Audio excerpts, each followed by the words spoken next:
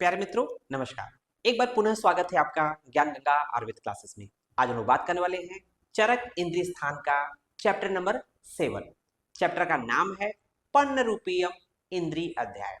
तो इस अध्याय में मुख्य रूप से हम लोग छाया, प्रतिछाया और प्रभा के बारे में बात करेंगे। छाया है ना, मीन्स ऑरा। छाया को क्या बोलते हैं? ऑरा बोलते हैं। प्रतिछाया को शैडो बोलते हैं। और आपका जो प्रभा है उसको लश्चर बोलते हैं। ये जो चैप्टर है अपने आप में वेरी वेरी इंपॉर्टेंट है, चाहे यूजी के पॉइंट ऑफ व्यू से बात कर ले, चाहे पीजी के पॉइंट ऑफ व्यू से बात कर ले। ये अपने आप में वेरी वेरी इंपॉर्टेंट है, हर एक कॉम्पिटिटिव एग्जाम में पूछे जाते हैं इससे संबंधित प्रश्न। ठीक है, तो आइए देखते हैं इस चैप्टर के बारे में। तो देखेंगे सबसे पहले अध्याय परिचय। जैसा कि हम लोग हर एक चैप्टर के स्टार्ट में बताते हैं, संहिता अध्ययन का ही बात होता है कि जब आप किसी भी चैप्टर की शुरुआत करते हो तो उस चैप्टर के बारे में जानना है कि इस चैप्टर में किस तरह का क्या क्या विषय वर्णन है। ठीक है, इसको बोलते हैं अध्याय परिचय। तो देखेंगे कैसे लिखना है। चरक इंद्रिय स्थान का चैप्टर नंबर 7वां अध्याय है, क्योंकि हम लोग को पता है चैप्टर नंबर 7 पढ़ रहे हैं हम। ओके, और इस चैप्टर का नाम क्या है उसको लिखना है। तो पन्न रूपीयम इंद्रिय अध्याय। क्या नाम है? पन्न रूपीयम इंद्रिय अध्याय। देखेंगे यहाँ पर ये शब्द पूछा था कि पन्न रूपीयम इंद्रिय अध्याय का क्या अर्थ होता है। तो यहाँ पर एक दिया हुआ है कि पन्न गतम नष्ट रूपम, पन्न गतम नष्ट रूपम यस्याम सा पन्न रूपा। तो यहाँ एक टर्म दिया है नष्ट रूपम, मतलब यहाँ पर जो आपकी जो एक रूप है, आपका रूप कैसे पता चलेगा? आप खुद तो देखोगे नहीं उसको, आपको एक दर्पण की आवश्यकता पड़ेगी या कोई प्रतिबिंब आप मतलब किसी माध्यम से देखेंगे। तो जिस अध्याय में रूप नष्ट हो गया किसी रोगी या व्यक्ति का, उससे संबंधित बात करेंगे। तो यहाँ देखेंगे कि पन्न गतम नष्ट रूपम यस्याम सा पन्न रूपा। मीन्स क्या हो गया, मतलब क्या है, अर्थात नष्ट हो गया है रूप, नष्ट हो गया है रूप जिसका ऐसे इंद्रिय का आधार लेकर, नष्ट हो गया है रूप जिसका ऐसे इंद्रिय का आधार लेकर इस अध्याय का वर्णन किया गया है। अर्थात यहाँ पर रूप से संबंधित, अर्थात जब आप अपना चेहरा देखते हैं शीशे में तो आपका चेहरा एक सामान्य दिखकर डिफरेंट दिखे, है ना, तो वो अरिष्ट का लक्षण पाया जाता है। अगर शीशा ही बेकार है तो टूटा फूटा है या तो स्वाभाविक बात है, लेकिन शीशा सही है, इसका मतलब कि आपका चेहरा जो है, आप जैसे भी हो उस रूप में आपको दिखना चाहिए, उसी में आप सेटिस्फाई होते हो। जैसे भी हो, हर व्यक्ति अपने आप में एक जिंदा दिल होता है। तो देखेंगे इस अध्याय में छाया, जिसको औरा बोलते हैं, और प्रतिछाया अर्थात जिसको हम लोग शैडो बोलते हैं, साथ ही साथ प्रभा अर्थात लश्चर के आश्रित विकृतियों का वर्णन किया गया है। अर्थात इन तीनों से संबंधित जो अरिष्ट लक्षण होते हैं उसका वर्णन यहाँ किया गया है। ओके, अब बात कर लेते हैं, दूसरा पॉइंट है सिद्धांत विवरण की। सिद्धांत विवरण आप लोग देख रहे होंगे, थ्योरेटिकल पॉइंट पार्ट है। अब यहाँ से शुरू होता है एक्चुअल में कहानी। तो एक एक करके शुरू करेंगे। सबसे पहले प्रतिछाया विषयक अरिष्ट। प्रतिछाया विषयक अरिष्ट मतलब शैडो के बारे में बात कर ले हैं। ठीक है, जिसको परछाई बोलते हैं। हम लोग धूप में चलते हैं, गर्मी का समय है तो देखते हैं हम लोग कि जैसे सूर्य जिस तरह से होगा उस हिसाब से हमारे के साथ परछाई कभी कभी आगे रहती है, कभी कभी पीछे रहती है, कभी दाएं रहती है, बाएं रहती है, मतलब परछाई बनती है। या परछाई हम लोग का पानी में बनता है, यहाँ तक कि परछाई चंद्रमा की रोशनी में बन जाता है, यहाँ तक कि परछाई जो है किसी दीपक की रोशनी में बन जाता है, बल्ब की रोशनी में बनता ही बनता है। तो अलग अलग चीजें बताई गई है। तो प्रतिछाया विषयक अरिष्ट देखेंगे। दृष्टियाम यस्य बीजानियात, रेफरेंस जरूर देखिएगा, आप लोग बुक ओपन कर लीजिएगा। चरक इंद्रिय स्थान का चैप्टर नंबर 7 का श्लोक नंबर 3 देखेंगे। तो दृष्टिया विजानियात पन्न रूपा कुमारिकाम प्रतिछायामिन अक्षरो नैर निमिक्षण चिकित्सितुम। कहने का मतलब क्या है कि जिस व्यक्ति के नेत्र में, जिस व्यक्ति के नेत्र में प्रतिछाया स्वरूप कुमारिका, जिस व्यक्ति के नेत्र में प्रतिछाया स्वरूप कुमारिका नष्ट हो गई हो, उसे देखकर चिकित्सक उसकी चिकित्सा न करने की इच्छा रखें। तो यहाँ पर ये बात समझ में आपको शायद नहीं आ रही होगी कि कहना क्या चाह रहा है। तो आप जैसे रूम में दो पार्टनर होते हैं, ठीक है, या किसी की आंखों में धूल मिट्टी या मच्छर या कोई भी कंकड़ पत्थर बालू चला जाता है, तो क्या करते हैं, उसको आंखों खोलते हैं अच्छे से। आंखों खोलने के बाद उसको फूंक मारते हैं, जो भी चीजें हैं। तो जब आप आंख खोलेंगे ना, ध्यान से देखिएगा, जब आप किसी पार्टनर या किसी का आंखों में आंखें डालकर देखेंगे तो क्या होगा कि आपका प्रतिबिंब दिखाई देता है। आपका प्रतिबिंब दिखाई देगा, या उसके जो फ्रंट में जो भी वस्तु है उसकी प्रतिबिंब आकृति दिखाई देगी, तो उसको बोलते हैं कुमारिका। तो यहां पर क्या कह रहा है प्रतिछाया विषयक अरिष्ट में, जब आंखों में आंखें डालकर आप देखेंगे तो अगर उसके आंखों में उसके आई बाल पे आपके प्रतिबिंब नहीं दिखाई दे रहा है, इसका मतलब कि वो रोगी जिसकी आंखों में देख रहे हैं वो गतायु है, वो मरने वाला है। लेकिन ये ध्यान रखें वो रोगी होना चाहिए, ठीक है, वो रोगी होगा। तो ऐसा नहीं किसी के साथ मजाक करेंगे आप, हंसी मजाक में आप देखेंगे तो आपका, आप अगर दूसरी की आंखों में देखेंगे न आंखें डाल के, मीन्स आप उसको देखेंगे उसकी आंखों में तो आपका प्रतिबिंब दिखाई देगा। इसका मतलब उसको बोलते हैं कुमारिका।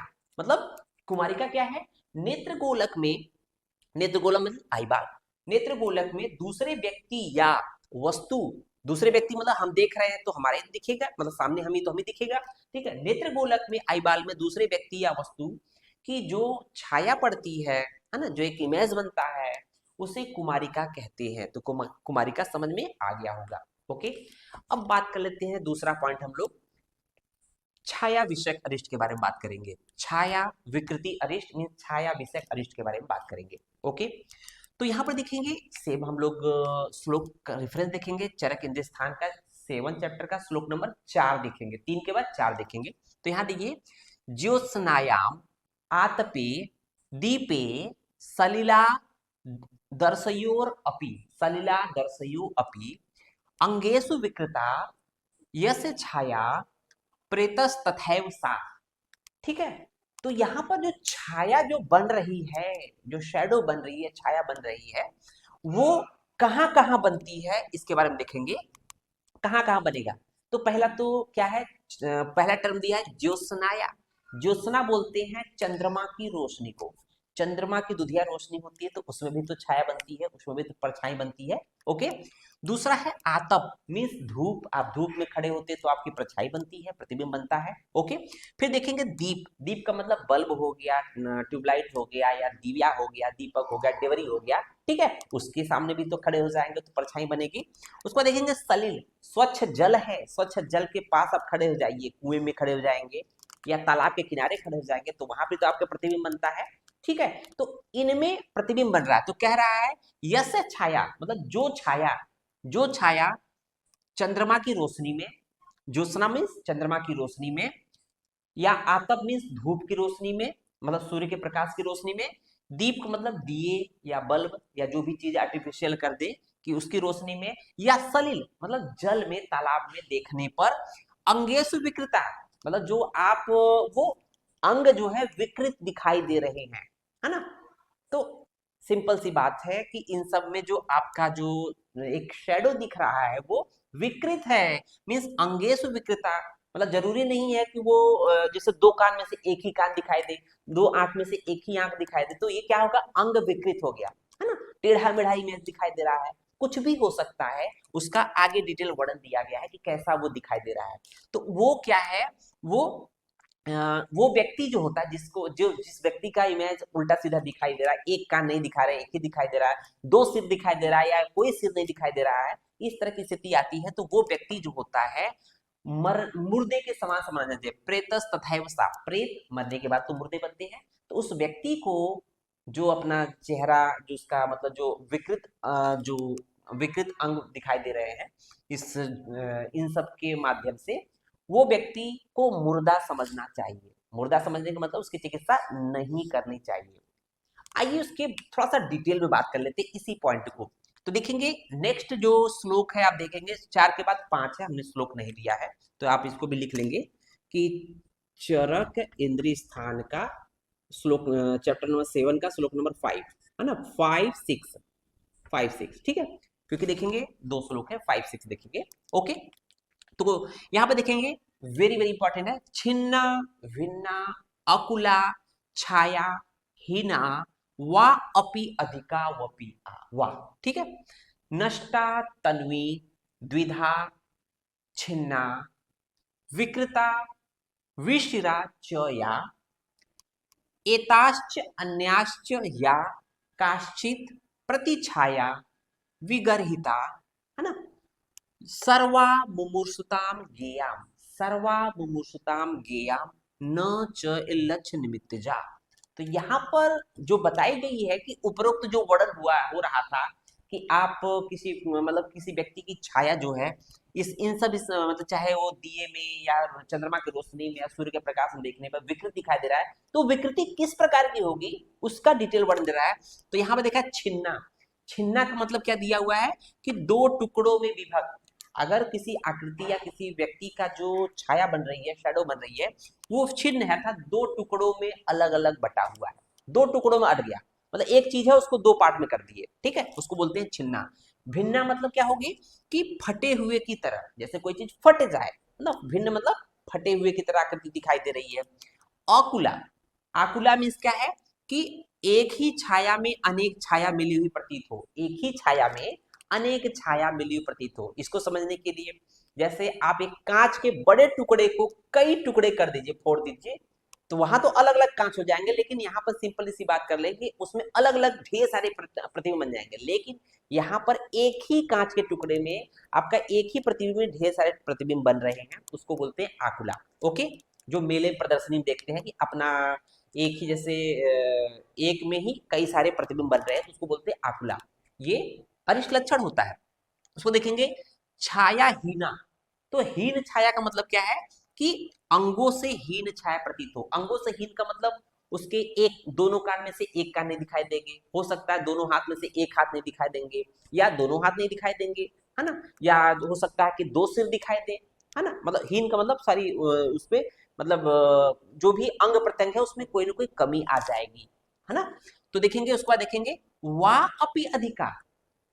हो सकता है कि अधिक चीजें हो, दो की जगह चार हाथ हो जाए, दो आंख की जगह चार आंख हो जाए, है ना, एक सिर की जगह दो सिर हो जाए। तो यहाँ दिया है अधिका मतलब छाया अधिक दिखाई दे, जैसे दो सिर, दो शरीर दिखाई दे, दो हाथ दिखाई दे, मतलब चार हाथ दिखाई दे, चार पैर दिखाई दे, इस तरह की आकृति को बोलते हैं वापी अधिका, जो छाया अधिक बन रही है। ओके, नष्टा, नष्टा मीन्स बिल्कुल ही छाया दिखाई न दे, बिल्कुल ही न दिखाई दे तो उसको बोलते हैं नष्टा, मीन्स छाया बिल्कुल न दिखाई पड़े, अर्थात छाया कोई बने ही नहीं, उसको बोलते हैं नष्टा। उसको देखेंगे तन्वी, तन्वी का मतलब होता है पतला। तो जैसे कोई हाथी जैसा शरीर वाला व्यक्ति अपने चेहरे को देख रहा है पानी में, बिल्कुल वो चींटी की तरह दिख रहा है, बिल्कुल दुबला पतला दिख रहा है व्यक्ति, तो उसको बोलते हैं तन्वी। ओके, उसको देखेंगे द्विधा, द्विधा का मतलब होता है कि संख्या में दो दिखाई दे, जो भी है वो दो संख्या में दिखाई दे, है ना, एक संख्या है तो उसका दो संख्या में दिखाई, उसको बोलते हैं द्विधा। उसको देखेंगे छिन्ना विकृता, देखेंगे फिर देखेंगे छिन्ना विकृता विशिरा। विशिरा का मतलब होता है सिर से रहित, विशिरा का मतलब क्या होता है बिना सिर के। तो आप अगर अपने चेहरे को पानी में जल में देख रहे हैं, बिना सिर के देख रहे हैं, तो ये भी तो एक अरिष्ट लक्षण है। तो इन सब लक्षणों से युक्त ये कह रहा है कि एताश्च अन्या मतलब उपर्युक्त जो भी विकृति दिखाई दे रही है अथवा इससे अलग, एताश्च अन्याश्च, एताश्च मीन्स ये जो भी बताए गए हैं छिन्ना भिन्ना अकुला छाया हीना अधिका, ये जो भी बताया गया एताश्च मतलब उपरोक्त जो बताया गया, अथवा ठीक है अन्याश्च मतलब इसके अलावा जो कुछ भी इस तरह से विकृत रूप दिखाई दे रहा है, काश्चित प्रतिछाया विहरित, वो जो प्रतिछाया होती है वो क्या होती है, अरिष्ट लक्षण होती हैं उसके, मतलब मृत्यु सूचक लक्षण होते हैं। सर्वा मुमुषुताम गेयाम, उस तरह के रोगी या उस तरह के व्यक्ति मरने के कगार पे है, मुमूर्षु मीन्स जो मरने के कगार पे है, मुमूर्षुताम इसको बोलते हैं मुमूर्षुताम गेया। न च इल लक्ष्य निमित्त जा, और ऐसे रोगों की चिकित्सा बिल्कुल कदापि न करे, वरना उसमें मान सम्मान आपके खोने, यश खोने के अलावा यश हानि होगी, ऐसा कहा गया है। तो उम्मीद है ये पार्ट कंप्लीट हो गया है, हालांकि अभी आगे हम लोग इस चैप्टर को एक्सप्लेन करेंगे। उम्मीद है वीडियो पसंद आया होगा। धन्यवाद, जय हिंद, जय अरविंद।